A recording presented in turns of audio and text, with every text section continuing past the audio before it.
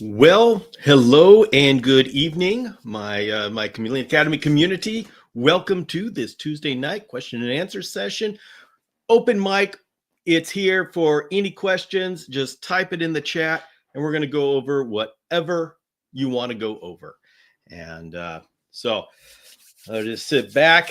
This is being shown on Instagram and on YouTube. And if you are watching the replay, know that you could be part of the live studio audience every Tuesday at 5 p.m. Pacific on YouTube and Instagram.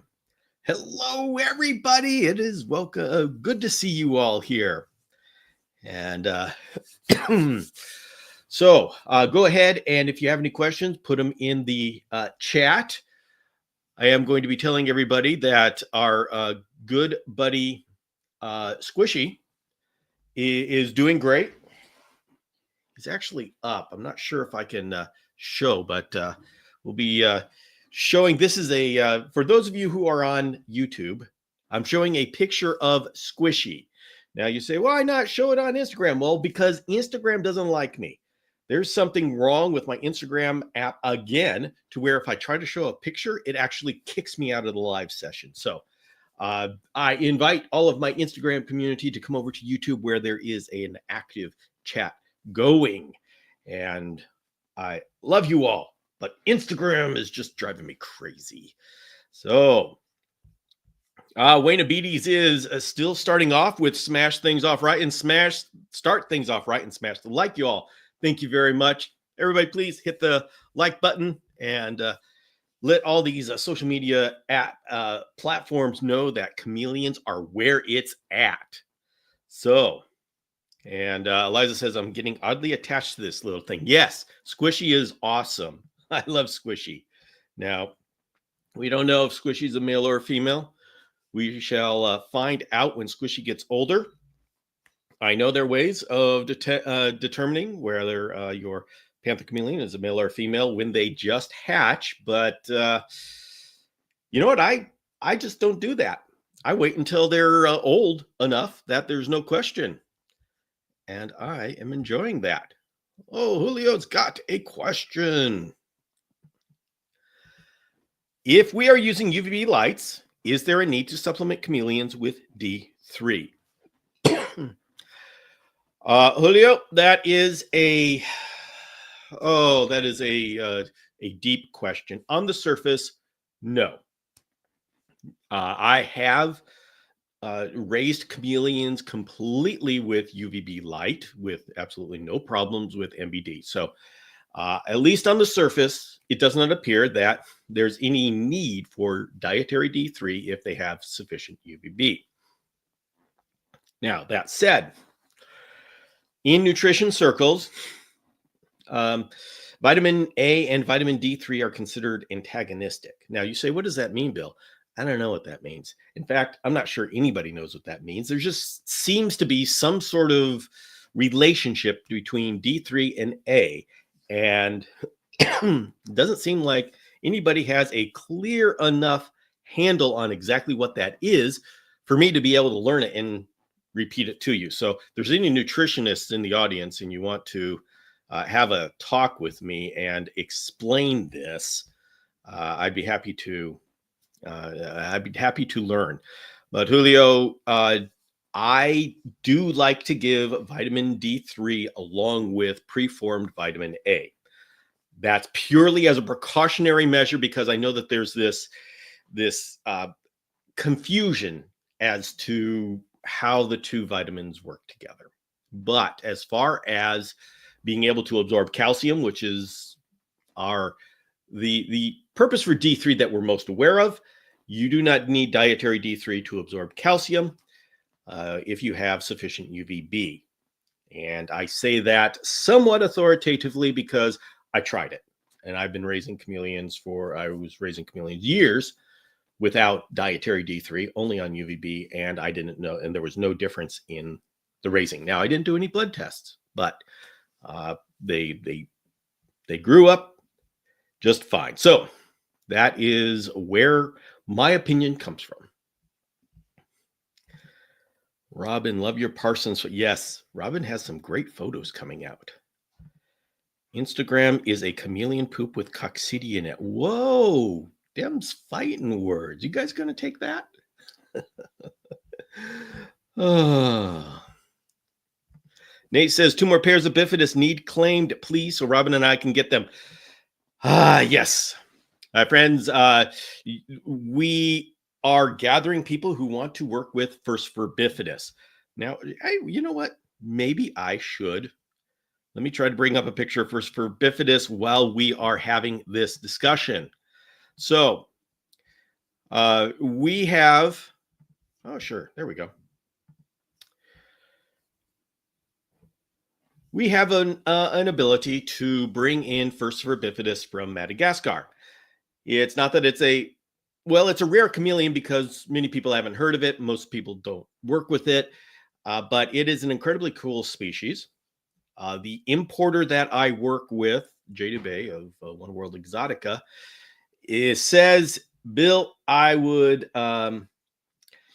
be happy to bring some in if you can get commitments that there will be at least 5 pairs purchased. That makes it worth it for him to bring it in. And the reason why he's doing this is because there's so many species that come in from Madagascar that some species, the popular species, get taken first, and then the other species end up just sitting around for a while. And he doesn't want things sitting around. It's a business, and you don't want things just sitting around. So Bifidus kind of sits around. Not because there's anything wrong with it. It's a great species, a wonderful species. It just isn't as well known. And it is an amazing thing when you see these in the wild. Incredible. I actually have one, and I love him very much. So if you are interested in working with Bifidus, let me know, and I'll put your name on the list. This isn't a Chameleon Academy thing per se. It's just Jay said, well, Bill, if you can gather 5 people together who will take each at least 5 pairs, we'll do it. So that's the deal. Email me at bill@chameleonacademy.com if you're interested in working with First for Bifidus. Robin's already on the Bifidus train. Oh, let's see. Matthew is saying, hi, Bill. Came back from Reptile Show with giant African snails. Matthew's in Spain, I believe, not in the U.S. I don't think we're allowed to have those. I have put them in my enclosures. What's your opinion? I have no idea. I have never worked with African snails, and I've never even seen one. Those are the huge ones. I would love to, but I got to tell you, I don't know. That's way out of my experience range, but I don't know. I think it would be okay, but why would a snail hurt a chameleon? I don't know. So anyway, you're on new ground there. And I'd love to see pictures of these guys. Let's see. Eduardo is saying, hey, Bill, do you keep mountain chameleons and tropical chameleons in a separate room? And how do you maintain temperature? Yes, I do.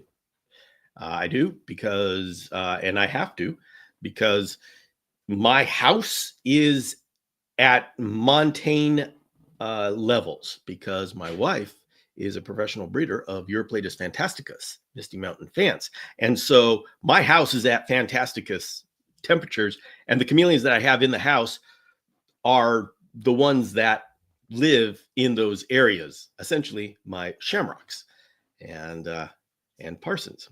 So yes, it's a lot easier to do that. And my panthers that like it a little bit warmer, well, they have a hybrid cage and they have a heat lamp on them so they can get what they need. Tone up tools. Do Jackson's chameleons ever come in the color red? If so, I'd like you one and name him Hellboy. Ton up tools. The answer kind of is yes. There are some female, especially in females.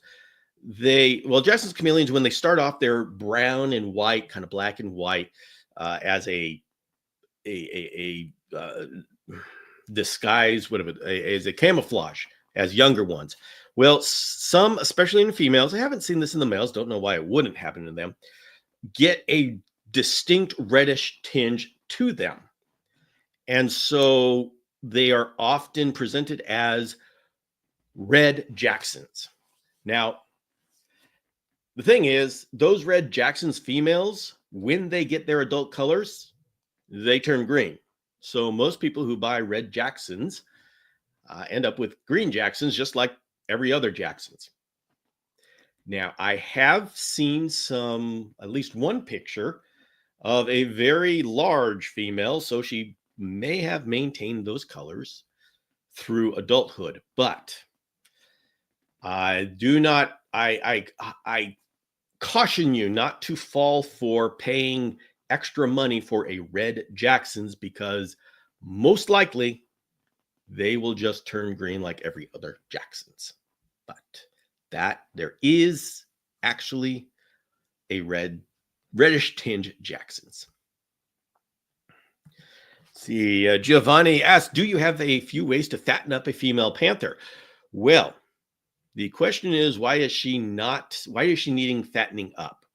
If you have taken care of the reason why she's skinny, like parasites, she's sick, etc., then she should eat on her own. If you're talking about a chameleon that will not eat on their own,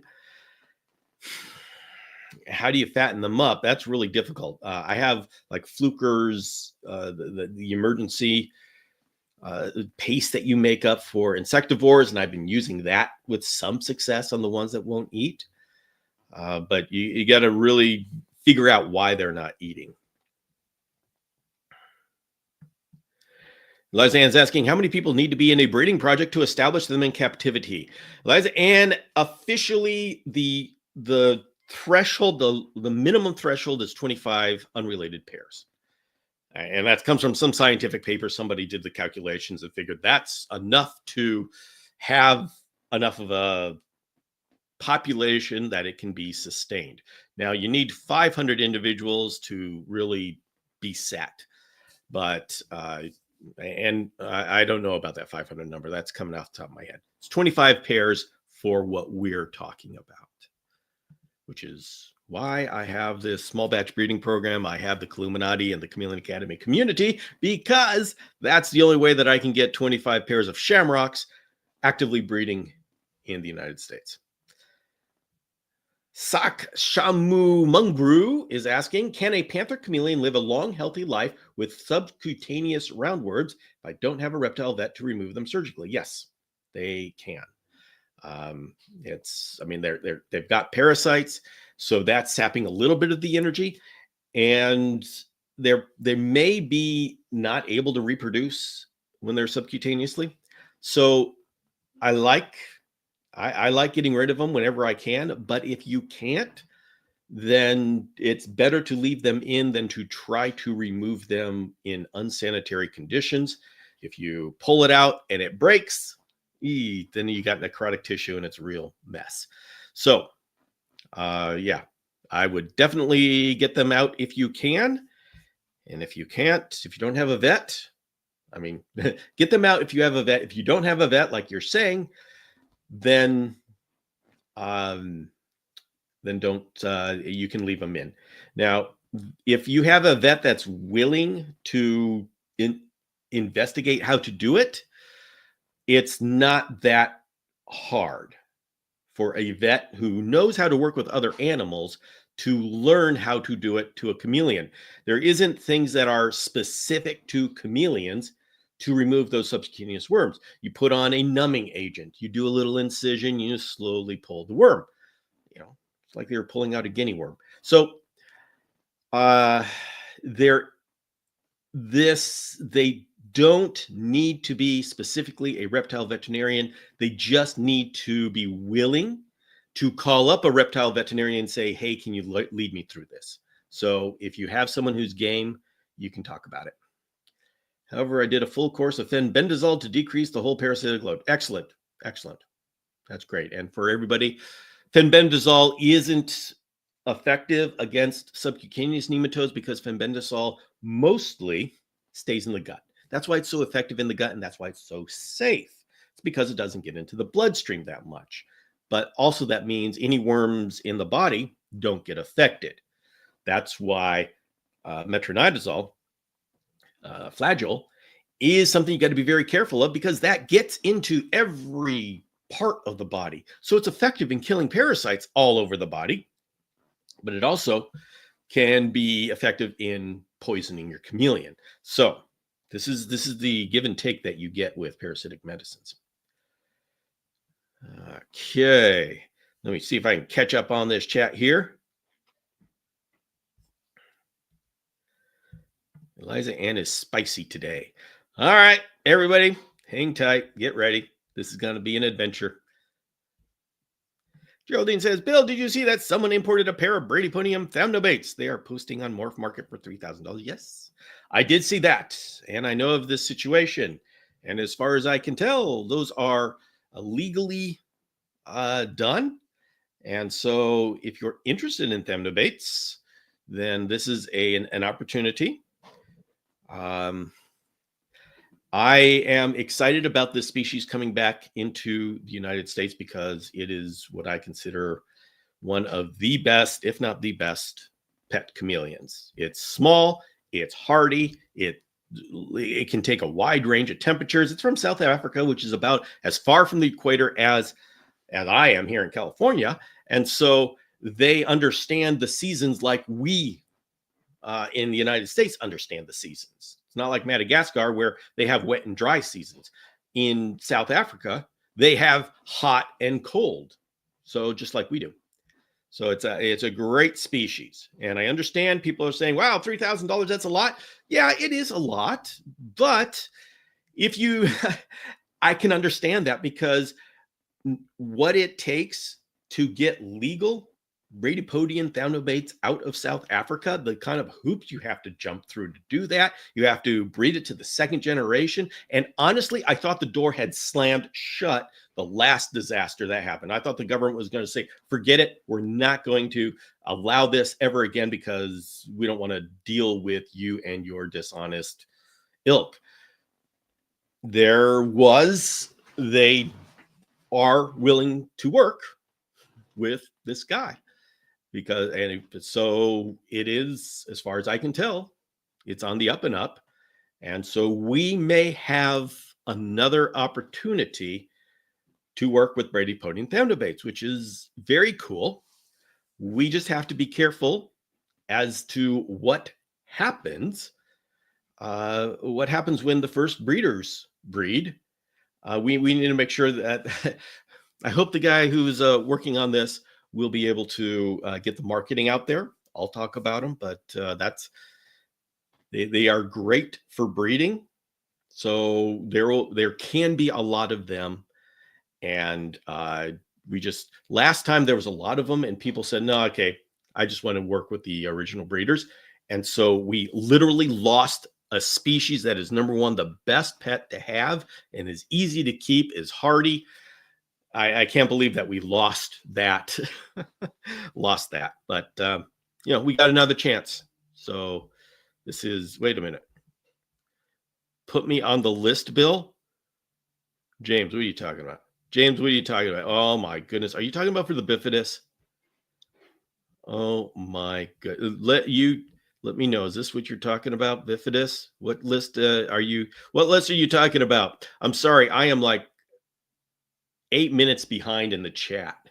Are you aware of an emerging population of panther chameleons on the island of Mauritius introduced as pets? I am not. What locale is there, or is it just a mutt mix version? Okay.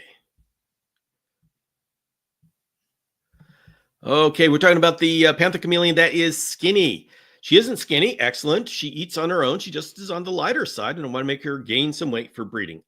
Okay, so you would want to give. Well, okay. I mean, I'm going to say the obvious, which I'm sure you've thought of already, but just for the sake of making sure I'm thorough, look at your nutrition. So whatever you are feeding her, make sure it's full of nutrition, so it's gut loaded, and then look at.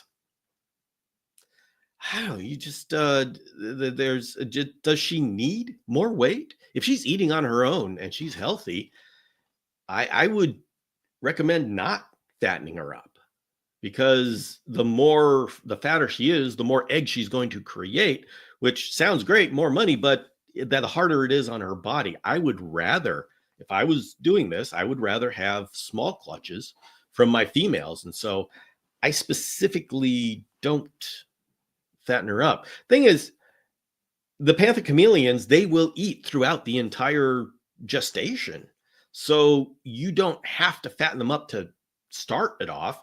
Fattening them up at the beginning before you mate is just going to make a larger clutch. It's better to have two smaller clutches. So I would say the real answer is don't. But other than that, it's more food.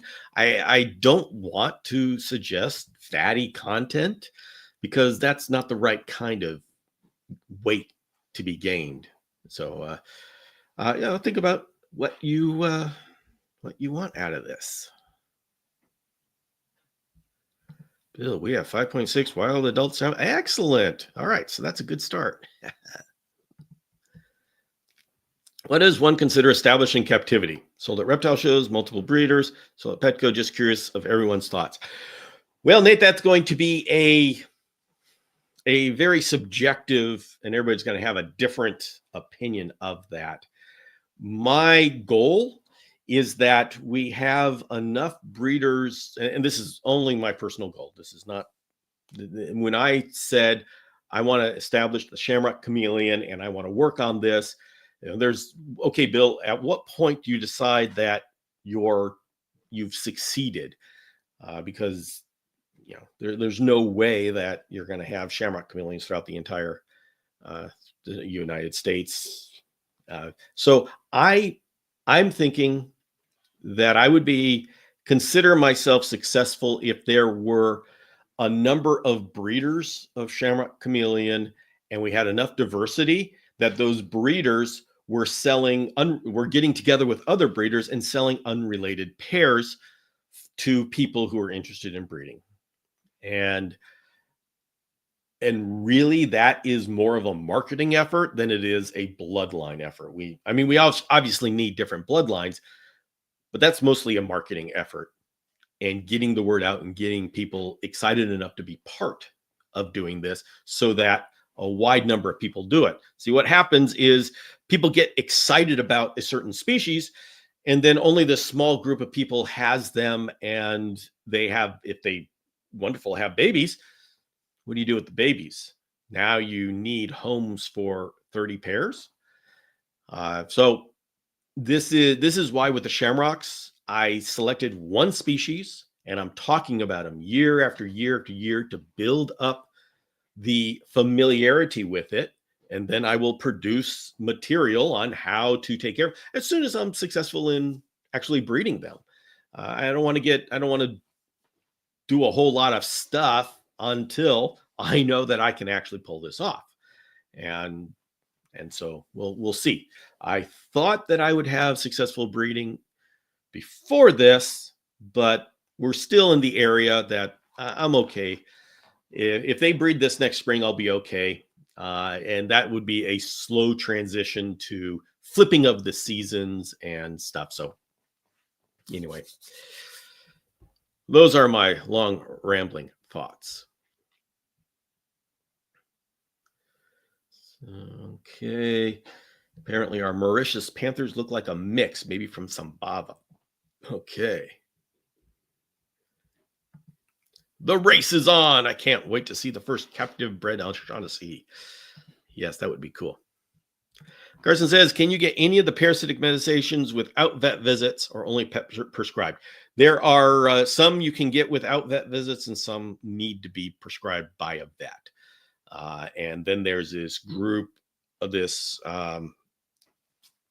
batch that you can get without a vet prescription, but you should get a vet prescription. So it's a combination of all of them here.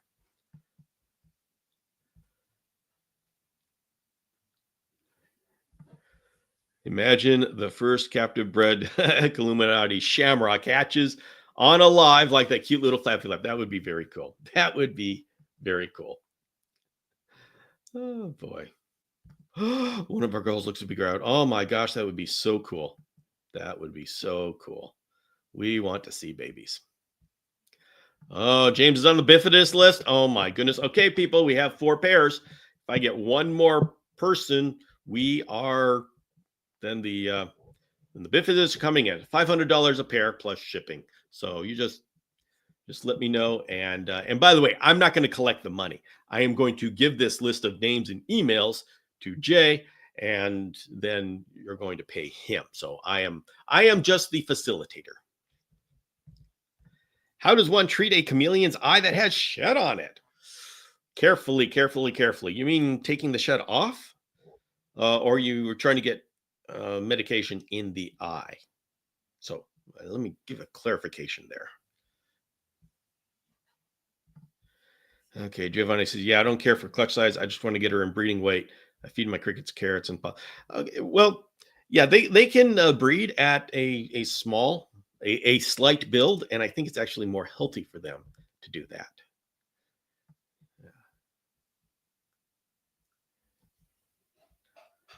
All right. Any advice on switching Ustalet's chameleon from cricket to superworms to roaches? I give them all 3. Are you having trouble getting them? Are they stuck on one and won't eat the others? Is that the problem? But I give them all 3 at the same time, and they go between them. But generally, if a chameleon is picky, either they don't like, maybe the one doesn't, the like dubia sometimes don't taste good to some chameleons. They had a bad experience, like a superworm bites the chameleon. They decide, okay, I don't want to go through that again, or else they've been fed too much, and then they're just eating out of entertainment than actual hunger. So it depends on why they're not eating a certain feeder.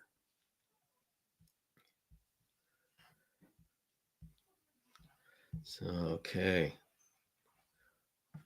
Robin is sharing how they do fogging in a large facility. We have hydrofoggers and lacidals. They create a wall of fog I get to wade through in the mornings. Get up to 99% humidity. That is awesome. Why do chameleons eat less when shedding? They're kind of miserable when they're shedding. They want to get that shed off and get on with it. Yeah, usually the shed happens so quickly, like over a couple of hours, that they don't have a chance to have it affect their eating. Too bad I'm in Europe, or else I would be the 5th bifidus buyer. Oh, yeah. CITES makes it really difficult for us to go across borders. Wanted to say that your love for chameleons is infectious. Thank you for all you do. Got any recommendations for what to keep? Debating between a jeweled or carpet, wanting something smaller. Well, do you have a carpet? Is much easier to find than a captive hatched jeweled chameleon. Campani, jeweled chameleons, campani for you Latin people. Carpet lateralis. And so I would say you're more likely to find a captive hatched lateralis carpet. And so that's what I would say. But and I would also say that a carpet would be more hardy. I mean, the campani are a little bit hardy, but we don't know as much about them. So we know a whole lot more about carpet chameleons. So it's going to be a lot easier for you to find people that can help you with carpet chameleon. So I'm going to go with carpet chameleon. Boom. So also, anything that might need more breeders. Hoping to do chameleons alongside breeding my Sri Lanka star tortoises. Rice water carpets are actually a great one. We need more carpet chameleon breeders. We need breeders for a lot of things. The thing is, the more of a community there is, the more you can actually contribute. Like if you raise carpet chameleons, there's a lot of people now that the community is growing to the point where there's people who want carpet chameleons. They're looking for it. And if you breed carpet chameleons, then there's other people that have bred carpet chameleons. And so somebody, a customer of yours, can get an unrelated pair going from 2 breeders. If you breed something that nobody else has bred, yeah, it feels great, except who's going to buy it? And once they buy it, what are they going to do with it? So species that have one person breeding it, or maybe 2, they don't go far. it's a nice, wow, that's great, you brought a rare species, but then it fizzles after that. So I would suggest picking something that has a community. Carpet chameleons have a community. Parsons chameleons have a community. You know, we already know about panthers and veileds. Although ironically, veileds and Jacksons really, you see a lot of them, but there really isn't a community. We do have a community around Jackson's chameleons, but not a whole lot of breeders. There's a whole long story behind that. I'm starting a community around shamrock chameleons, Cameluma o'Shaughnessyi, and I got some people over here who, who love bifidus. Also, Ustaleti. There are some people that really like Ustaleti, and it's kind of like a grassroots effort. Furcifer peteri. We've got a couple of people working with peteri, and they're actually getting some reproduction. So I would pick one that has a couple of people already working on it, so you can all get some critical mass. And that's the thing you need in a breeder. For so long, people have had this idea, it's great for me to be a breeder and be the only breeder, so I have the whole supply. That doesn't work with chameleons. Yeah, I mean, there are people who say, oh, okay, I want the rare one. But to really get beyond a clutch or two, you need to have a community that is excited about that, or else you saturate your market really quickly. So that's my thoughts. Let's see. They don't pay attention to the roaches. Oh, are the roaches moving? I know one problem with dubia, common roaches, is they're nocturnal, and so when the day comes, they just huddle. So you may need to make them move to get attention. Now, if they're moving and they don't pay attention to the roaches, all right, so now you got a problem. Yeah, it may be difficult to get them to actually eat those.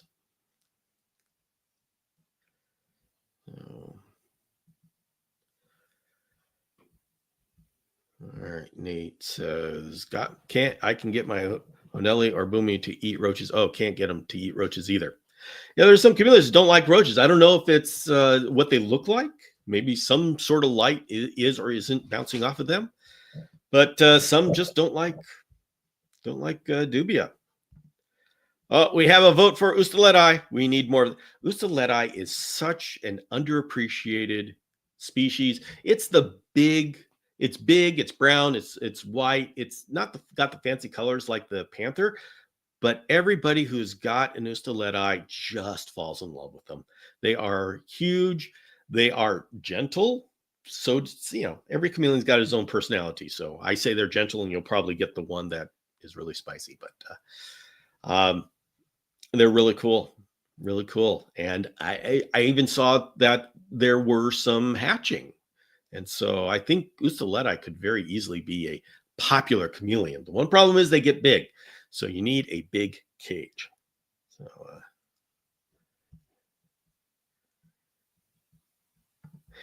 people have spots open for certain species. Excellent. Oh, hello, Mason. Not eating roaches, try hoppers. Oh my goodness, everything. My Parsons came out of brumation to eat grasshoppers, and when I was done with the grasshoppers, they refused to eat anything. They went right back into brumation. What is the best feeder for the Ustaleti? It's going to be a whole lot of feeders. I would say right now the best feeder we have that's semi-commercially made is grasshoppers. It's a diurnal species. It's the kind of thing that they would actually eat. All of these nocturnal species of insects, they would not naturally eat those, and so they have too much phosphorus and all that kind of stuff, and they're off balance. So, are grasshoppers more readily available lately? Last I checked, it was hit and miss on availability. Well, we at least have Dean Missimer from Dragon Hoppers that is doing it as consistently as possible. But yeah, we're going to have a whole lot more people around the country breeding them before it's really available. So, yeah, Dean sometimes runs out. He's just one guy, but he's doing a great job. So at least we got somebody working on it. Thoughts on silkworms as a feeder? Can it constitute around 40% of their diet with the rest being crickets? I think so. They're a great feeder. So I would have no problem doing that. I, of course, like to have as many variety as possible, but silkworms are very nutritious. So I'd say silkworms with crickets would be a good combo. I'd be okay with that. What do these arboreal chameleons actually eat in the wild? Do you ever have some crazy hobbyists bringing in the native food from Madagascar and breeding them? We have Dean Missimer at Dragon Hoppers that is studying the stomach contents of chameleons and is specifically working on breeding species that are not, well, at least genus, that are found in the guts of chameleons. So we're talking flies, grasshoppers, bees, these kind of things. And he's not breeding bees, but he's doing grasshoppers, and that's a huge step forward for us.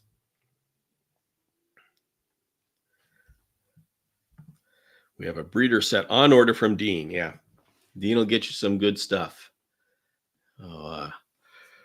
Whew.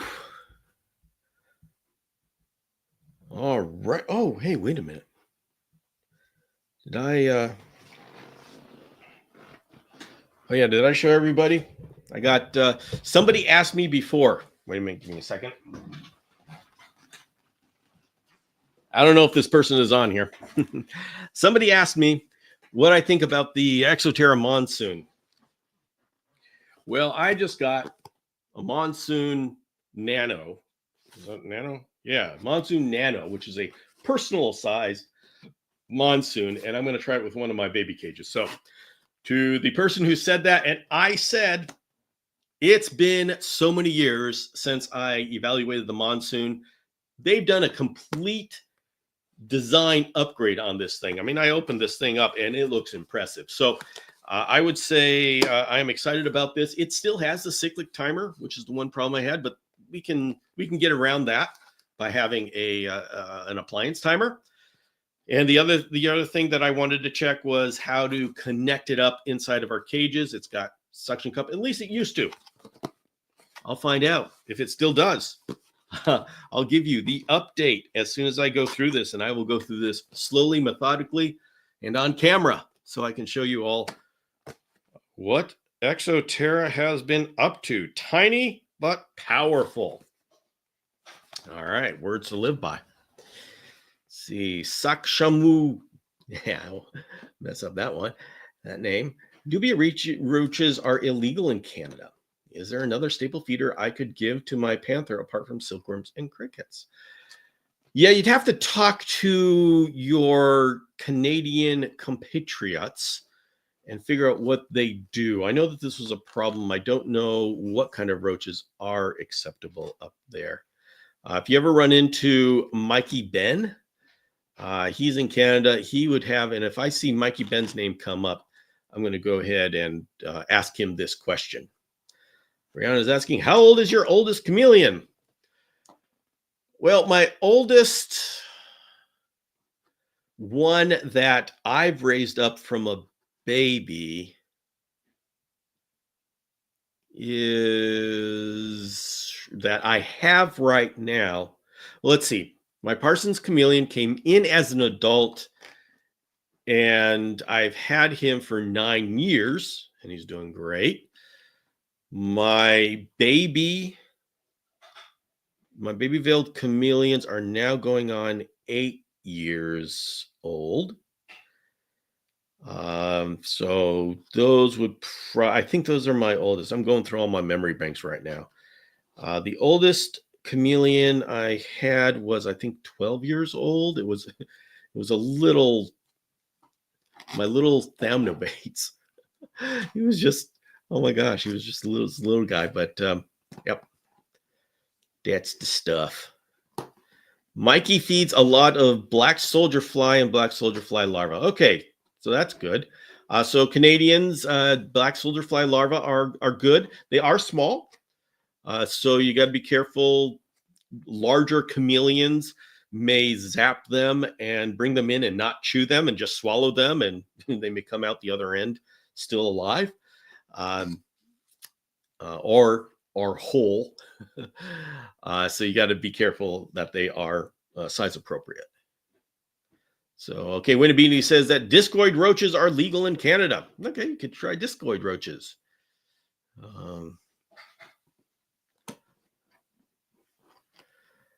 Okay, let's see. Jason, you're asking, okay, a general question. I have not imported snakes or chameleons yet, just by choice. But if they arrive DOA from the importer to my local pickup shipping agent, is that cost refunded? Jason, that's something that you got to talk to the one that you are working with.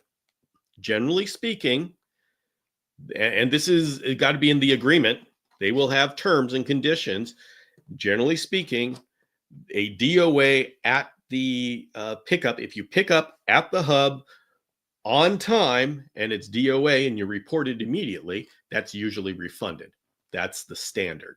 But you need to make sure you have the same, you and the person shipping to you have the same understanding, because there's no legal situation. It's the agreement between you and the person sending you. So, are ocelots better in a high traffic room or a little to no? Well, all chameleons I think are better in little to no traffic rooms. There's no chameleon that I know that would enjoy having large predator-sized mammals running around.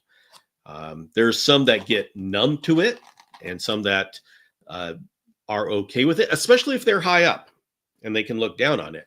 But none of them want it. What has been your oldest panther? Oh, let's see. Right now, I have some that are going on 8 years. 8 years old right now. So that's what I have right now. I don't know how long they've lasted before, but right now I have 8. So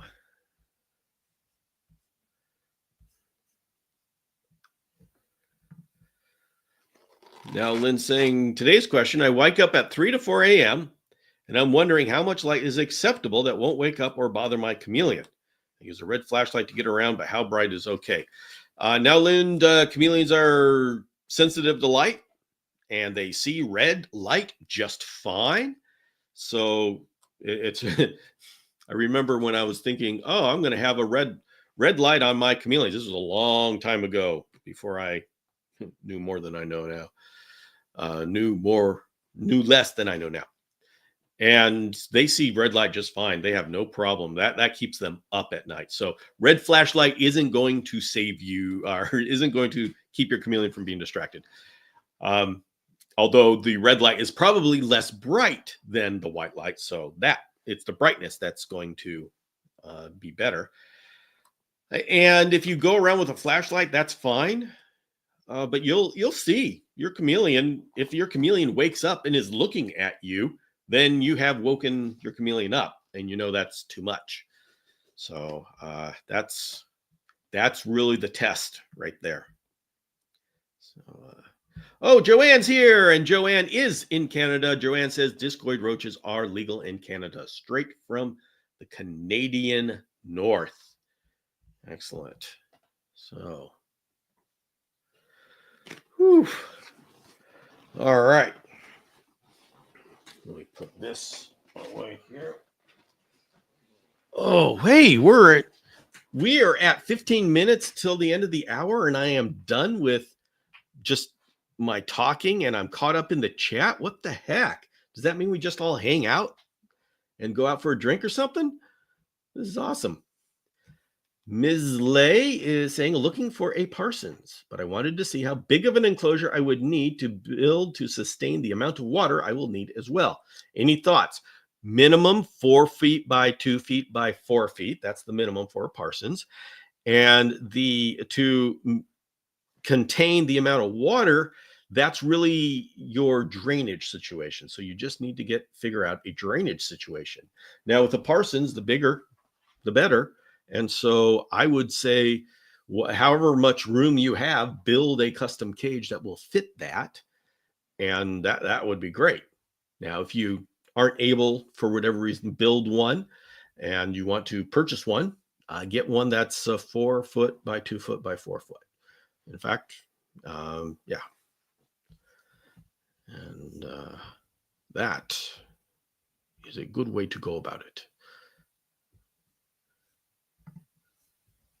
In case no one's asking more questions, yeah, jump in. For a Jackson's, what exactly is the cushion for nighttime temperature? I know generally 50 to 60, but how high is tolerable? The answer now, Lind Ventura, is we don't know. The problem with figuring out what the nighttime drop needs to be is that if it's not deep enough, there's no measure. Okay, they get a little bit of being tired, but you're not going to be able to measure it.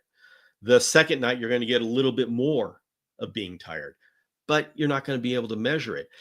How high does it have to build until we can notice that there's something wrong? And how do we interpret what we see? And how do we know that it's due to the nighttime temperature? And also because if the nighttime temperature then one night becomes very cold, well, the stress level that's been building up goes down a little bit. Don't know how much, but down a little bit. And so we are dealing in something that I'm calling the tolerance zone. And within the tolerance zone, it's not perfect husbandry, it's not ideal or comfortable husbandry, but it's within the amount that they can handle. Not that it's ideal, not that they want, but they can handle. It's kind of like when we go out and it's a little too cold, so we're shivering.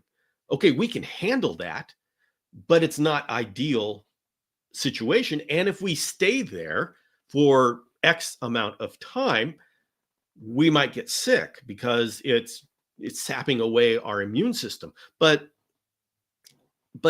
how fast is it sapping away our immune system? We don't know. And then if we go inside, and warm up, all of a sudden it resets. I mean, it doesn't fully reset. It takes a little while to recover from that, but it resets. And so what we are doing is we're trying to gauge this stress that we can't measure. So we really can't tell you exactly what's the cushion for a nighttime temperature. Now we know that if we go down low 50s, under 60 degrees, we know it works great. And we know if you don't get into the 60s, that it doesn't work so great. But where that line between great and not so great is, and we can't tell. So this is one thing where I don't think we'll ever be able to say exactly what temperature it is now acceptable. All we can do is just say, okay, we know it works way down there. And anything above that, well, we know it doesn't work way over here. This area in the middle, it's going to be a mystery for a while. So, yeah. Let's talk Trinity. All right. James has a new Parsons chameleon. Oh my goodness. She is a cutie. So, although I don't have pictures of Trinity, maybe I should grab one and pull it up. You here, James? Can we talk about Trinity? Marjan says, perhaps when I retire in a few years, I can get rid of my desk and put in a Parsons enclosure. That's exactly what you should do. Desks are overrated. You need Parsons enclosure. That's more important as far as I'm concerned. Yes, you can grab it and bring her up. Oh, man. Actually, James, are you able to text to me? Oh, I think you may have texted me a picture. Guys, just hang tight and I will be able to show, I think I'll be able to show you Trinity. Let's see, just give me a second. Oh my gosh. Oh, James, are you able to text me a picture of Trinity?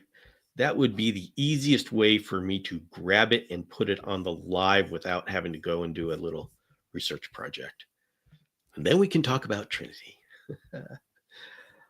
Oh, let's see. Delicious is saying, do chameleons grow according to their enclosures? I noticed ever since I put them in bigger cages, they literally shoot up in growth even as 3-year-old adults. Delicious. I don't have any specific evidence to say that that is correct, but I believe it to be, and I act as if it is. I have seen things that lead me to believe that that is true, but if somebody says, where's your proof? I would not be able to prove it in a way to convince somebody that doesn't want to be convinced. So I believe it does. When you put a chameleon in a larger cage, they seem to grow quicker and bigger. So, but I don't know the mechanism that would make that happen. So, is it my imagination? Is it the imagination of you and me? I don't know. So that is where I stand on that. But between you and me, I believe it is. All right. Wayne Beatty says that like button is kind of lonely tonight, guys and gals. Let's fix that. Yes, everybody, please hit the like button.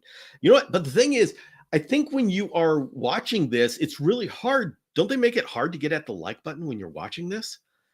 It's kind of fighting against us. I don't know. I think when you're on the computer, it's very easy. I think when you're on your phone, it isn't. I don't know. I don't know for sure.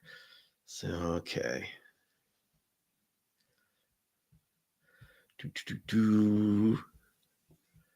Oh, people are talking about misters. Joanne's, we're asking Joanne if she knows of Chris Young up there in Canada. Chris Young is an awesome guy, Kaizen, but we haven't seen much from Chris. Would very much miss having Chris around. Okay. Oh, now Lynn's got another question. Perhaps my last question. A little not helpful. What's your most expensive singular enclosure build and how much did it? Oh, I have no idea. I keep pouring money into these enclosures and I enjoy every bit of it. And I don't keep track of how much money I put into these enclosures. But I just ordered a bunch of new lights and yeah, hundreds of dollars. I make sure they have, I mean, you got to get good lights and you got to get the fogging and you got to put it on a rack that has wheels so you can move it around, all sorts of stuff. Yeah. Oh, Robin's on our side. Definitely larger cages definitely helps them grow. All right. So we have the people, the grassroots community around bigger cages equals bigger chameleons is growing. Yeah. When is the best time to buy a chameleon if shipping from states away? The best time is between the end of spring and the beginning of fall, so you don't have the hot nights and you don't have the hot days or the freezing nights. There is and it changes every year, but there are a couple of months after the winter freezing when the nights get down into 50s or 60s, chameleons don't have a problem with getting into the 50s. They have a problem in 80s or 90s. So when especially in the night is actually important because generally, well, they should be all going overnight. And so the nighttime temperatures are the most important. And you always pick up at the FedEx hub. Breeders insist on your customers picking the chameleons up from the FedEx hub, and customers, when you purchase from a breeder, insist on picking them up from the FedEx hub. It's from the hub to your doorstep that is the most dangerous leg of the trip. Do not let that happen to a chameleon of yours. I would drive an hour and a half to get to the FedEx hub because I don't want my chameleon on a FedEx truck. By the way, it's not going to go an hour and a half to my house. It's going to take 5 hours going all over to all the stops. And I don't know what kind of temperatures are going to be they're going to be exposed to. He's not making sure that the sun's not hitting that box. So as long as the chameleon you're picking up at the FedEx hub, then the most important thing is the temperatures of that night and all the distance that they go. So when the nighttime temperatures are in the 50s, that's good stuff. 50s, 60s, that's good stuff. That's when shipping is really good. So, okay. All right, let's see.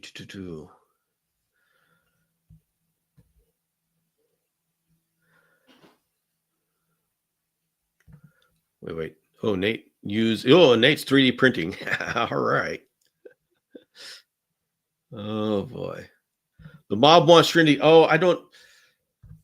James, did you send that to me? Oh my goodness. All right, guys. We have something. Well, wait a minute. That's not it. There we go. Okay. All right, Trinity is coming up.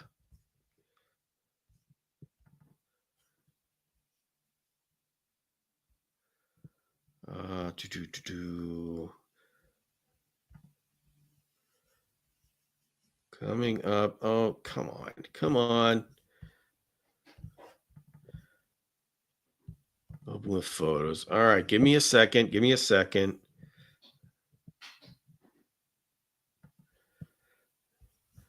I just got to move it all over the place, but it was a lot easier than going to a website. Okay, guys, it's coming. Just hang tight. I got to put it into the right place.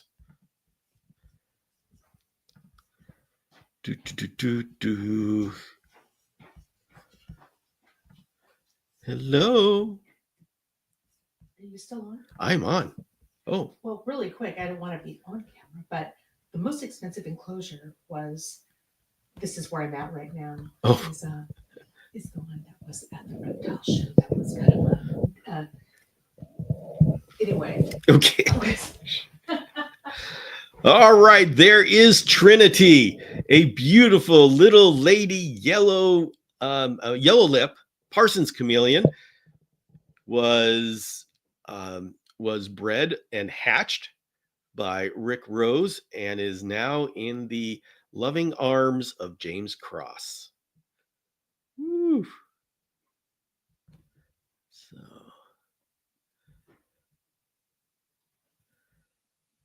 All right, Ray's saying arrived late. Who's the cute little baby on the screen? Well, when you arrived, the cute little baby was Squishy, who is the unofficial mascot. Well, maybe now is the official mascot of this live session. And right now we're looking at Trinity, which is James Cross's new little girl.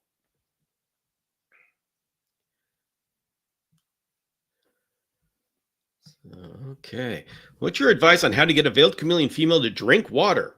When I try to drip it in or mist it in, she gets aggressive and upset. Had her for a few weeks, not sure how old.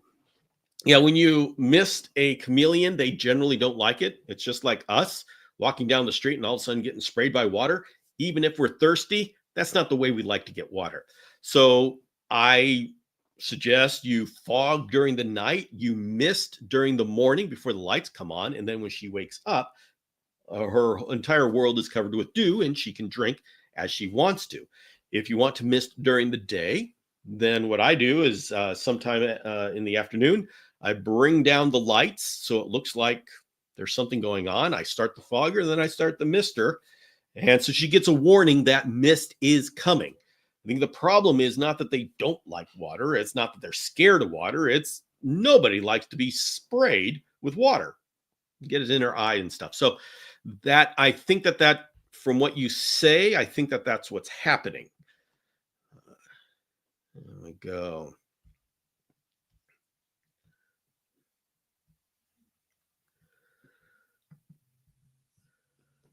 Actually, a last question, if there's still time. Say your chameleon passes away, other than another chameleon, what other reptile thrives in the same enclosure with similar environments? A lot of a lot of arboreal species are just the same because they all live in the trees. And so there's a lot of species that do great. You can get a chameleon and all. I'll say that. Oh, Robin's got a great point for the shipping question. And always pick up on Wednesdays or Thursdays. Yes, do not let them ship your chameleon on Wednesdays or Thursdays, because if it gets delayed, it could be held over the weekend. Always have your chameleon shipped on Monday or Tuesday.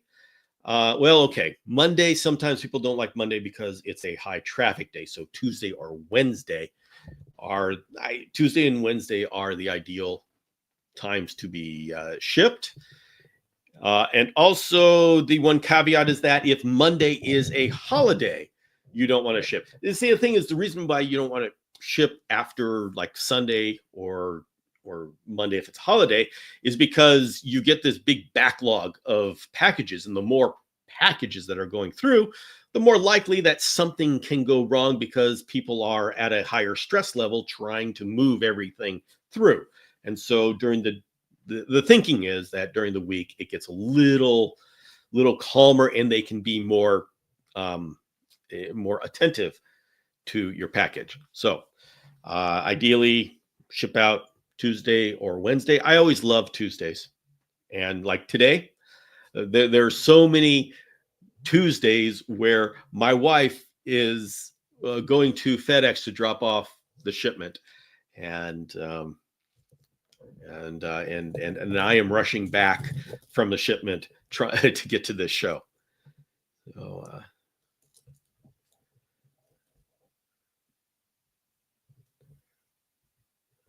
So, okay, I am moving through. We are coming to the end. Let's see. I just need to make sure. Ray's a big fan of Squishy. Excellent. We love Squishy. James, this is the proud keeper, the proud servant of Trinity. And this is his first baby. Although that is a very well-established baby.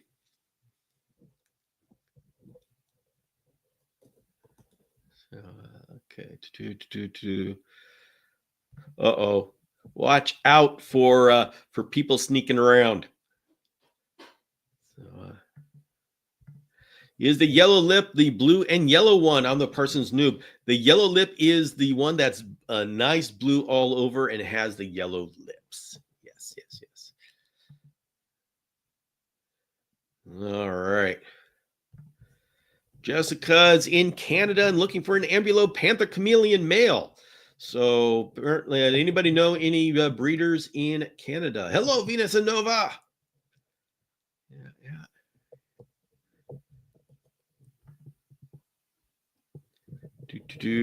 Alamo. Oh, yes, Alamo 90. Take it from me. Hoping they survive the weekend delay is the worst feeling ever. Alamo 90 recently had some of those mini Kaluma get lost and or get delayed and had to go over the weekend. And that is a horrible feeling. Yeah. Nate says, if you breed F22 wild caught, the babies are F1, right? Yes, that is correct. The filial generation number is how far the bloodline is from wild blood. So anything you breed to wild caught is F1.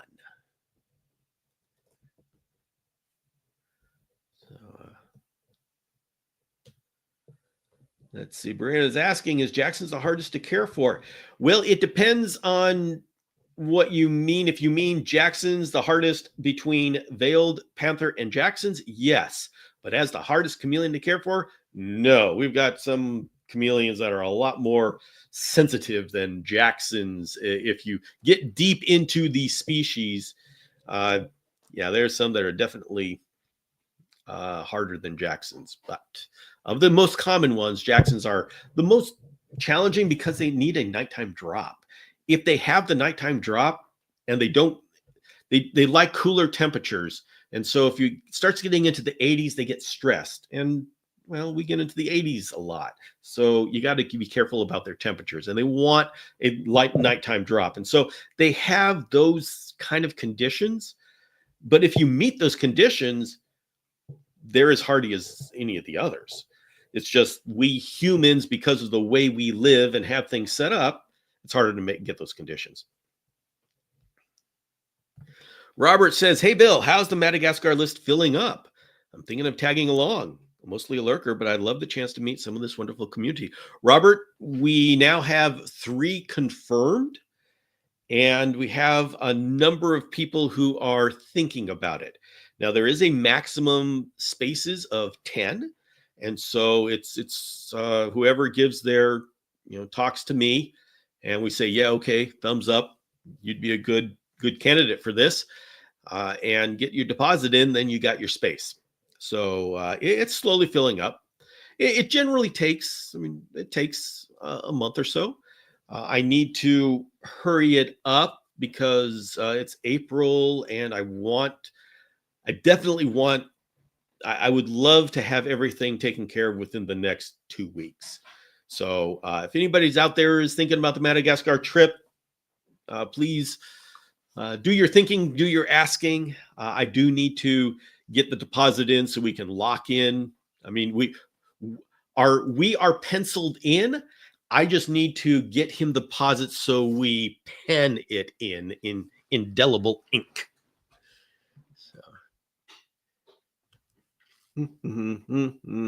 Susan's building outdoor enclosures. Very cool. Very cool.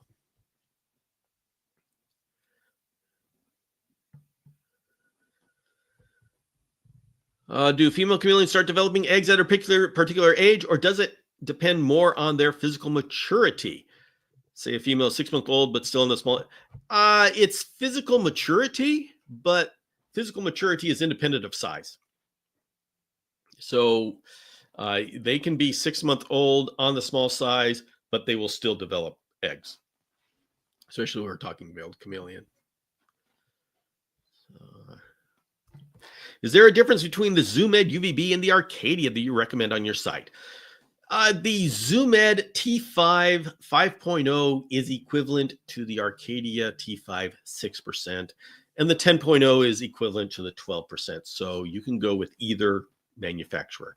Now, I just got in some Exoterra new UVBs, and I'm going to be testing those out, and would be very glad to be able to add those to my list of recommendations.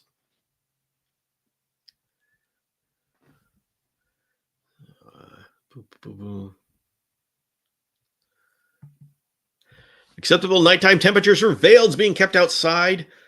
I'm in western central Florida. Tina, that's going to depend on what your daytime temperatures are. So veils can take it down literally into the high 30s. I've heard of them going below freezing, but I wouldn't. I don't want to recommend that. Mine routinely get into the 40s. What's important is the day. Can they warm up during the day? My days are clear and sunny, and so a veiled chameleon will bounce back from a cold night if the day is clear and sunny. If you have long cold periods where it's cloudy and so they don't have a chance to warm up during the day, that's when you start to have problems. So it's one of these things that's not a specific yes no answer, but they're very hardy. But the thing is, they can't stay cold. So, see, Brianna's asking, how do I get more info on Madagascar? Brianna, you send an email to bill@chameleonacademy.com and say, I'd like more information on Madagascar. And if you don't remember that email address, you can just go to the website, chameleonacademy.com, and it will have some contact information. Or else you can just send me your email address to this Instagram account, and I can email you the information. Can veileds tolerate high 90s during the summer, or should I bring them in? Susan, that depends on what kind of cage they're in. High 90s is pretty high, but if you have a large, Like I've had them outside with in like 3 or 4 foot wide by 3 or 4 foot deep and 6 foot high outdoor enclosures that were very densely packed with plant life, trees, and a sprinkler system. High 90s is no problem for a chameleon, and soil floor, heavily shaded soil floor. That high 90s is not a problem if you have a chameleon in that kind of situation, because they get down deep into the shade and where it's wet and dark, and it's actually very comfortable down there. So if you create the microclimates, you can have them outside during that kind of temperature. So, but if I put them into a reptibreeze outside in the sun, they die. So, yeah, it really depends on what options you give them.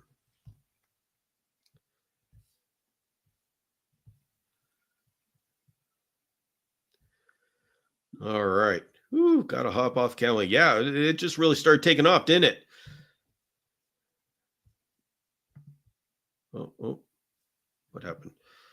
Also, what is your recommended heat basking bulb for the full-size XL reptibreeze? Any heat basking bulb is fine as long as you have the ability to move it up so you get the right temperature.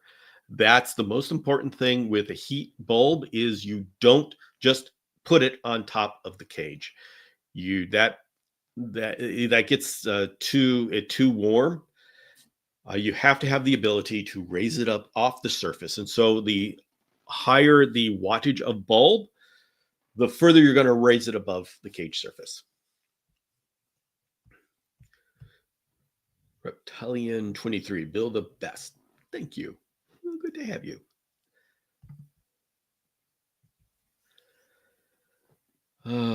Okay, getting down.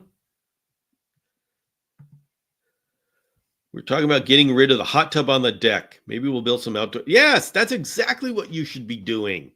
That's exactly the perfect thing to do. See, Susan's building 8 foot by 4 foot by 6 foot enclosures. Susan, that is incredible size. You heavily plant that and get a misting system going, and you are going to have some very happy chameleons. They will do great outside.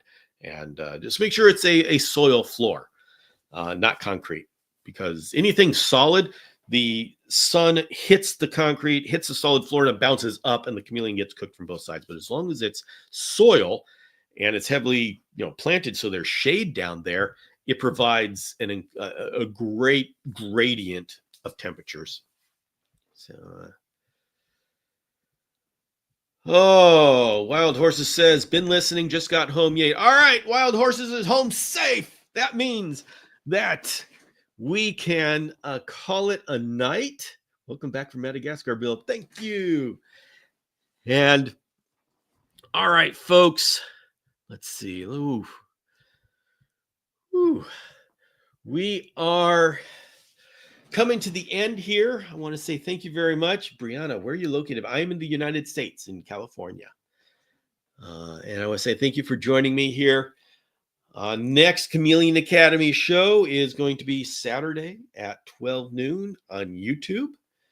And if you want to just hang out, well, I'm going to be joining Sean McNeely at the Reptile Show Reporter. It's a live show tomorrow night.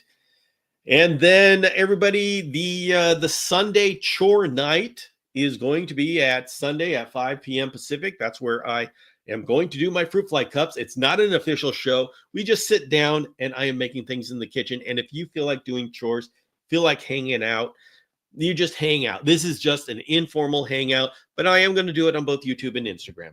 So that's going to be Sunday at 5 p.m. Whew. And that's that. So, you're very welcome, Brianna.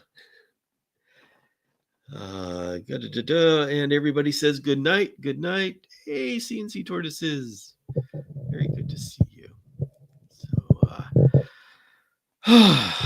everybody, thank you very much for making this a blast to come on to. I look forward to these evenings and just hanging out, talking chameleons. It's a lot of fun. So, have a good week. I'll see you Saturday.